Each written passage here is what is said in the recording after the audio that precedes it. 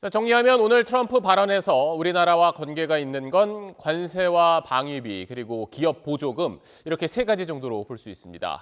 자세한 내용은 워싱턴을 연결해서 알아보겠습니다. 자, 남성모터파원, 오늘 트럼프 연설에서는 앞서 본 것처럼 사실과 다른 부분도 꽤 있던데 이렇게 한국을 콕 집어서 언급한 의도는 뭐라고 봐야 될까요? 네, 사실 그간 관세의 주요 타겟은 유럽연합이었습니다. 인도는 관세 장벽, 일본은 비관세 장벽으로 거론된 적이 있지만 그간 한국을 명시적으로 언급한 적은 없었는데요. 그런데 갑자기 그것도 4배라는 근거 없는 수치까지 들어서 불공정 사례로 꼽은 겁니다. 우리나라는 미국의 무역 상대국 가운데 8번째로 흑자를 많이 내는 나라인데 오늘 트럼프 발언으로 미국의 주요 관세 대상국에 포함된 게 확인된 셈입니다. 그리고 우리도 사실 이제 주한미군 방위비 분담금을 꽤 많이 내고 있는데 트럼프는 마치 미국이 일방적으로 도와주는 것처럼 이야기를 했단 말이에요. 이것도 사실 우리가 신경이 쓸 수밖에 없는 내용 아닙니까? 네, 관세를 거론하면서 나온 이야기이지만 그냥 흘려들을 수만은 없는 부분입니다. 무엇보다 트럼프가 선거운동 기간 내내 방위비 문제를 거론해왔기 때문인데요. 자신이 대통령이었다면 한국은 매년 100억 달러, 그러니까 우리 돈 14조 원 이상 방위비 분담금을 냈을 거라고 주장하기도 했습니다. 관세를 수단으로 방위비를 압박하는 거 아니냐, 이런 우려가 나옵니다.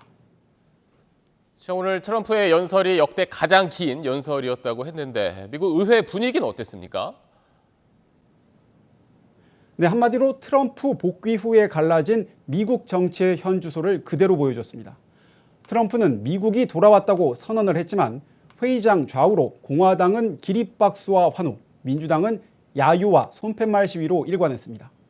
연설 초반부터 민주당 야유로 연설이 중단되자 공화당 출신 하원 의장은 즉각 의원 퇴장을 경고했고 결국 민주당 소속 그린 하원 의원이 경위들과 함께 퇴장하기도 했습니다.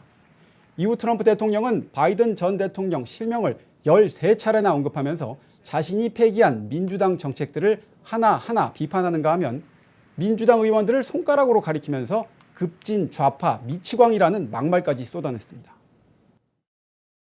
In recent years, our justice system has been turned upside down by radical left lunatics.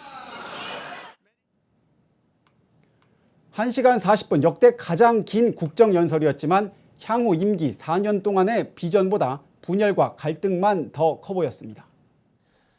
자, 그리고 어제도 자세히 전해드렸습니다만 이제 전 세계가 주시하고 있는 게 미국의 관세 정책 아니겠습니까? 오늘 여기에 대해서 트럼프가 말한 내용 끝으로 정리해 주시죠. 네, 미국에서는 트럼프발 관세 전쟁이 인플레이션을 악화시킬 거라는 우려가 많지만 오늘 연설에서 보듯 트럼프는 관세 확대 의지를 분명히 했습니다. 어제부터 25% 관세가 부과된 캐나다는 우리 돈 155조 원대 미국산 제품에 25% 관세를 부과한다고 발표를 했고 멕시코는 오는 9일 관세, 비관세 조치 발표를 예고했습니다. 하지만 트럼프 대통령은 트리도 캐나다 총리를 또다시 주지사라고 부르면서 보복 관세엔 그만큼의 상호 관세를 매길 거라고 압박했습니다. 워싱턴이었습니다.